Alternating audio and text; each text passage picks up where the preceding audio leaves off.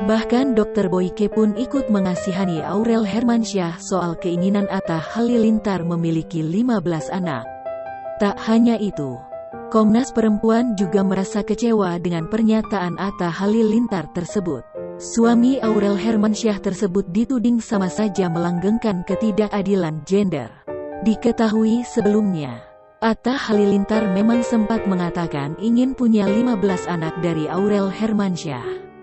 Diakui Atta Halilintar, ia pun sudah berbicara kepada Aurel soal jumlah anak tersebut.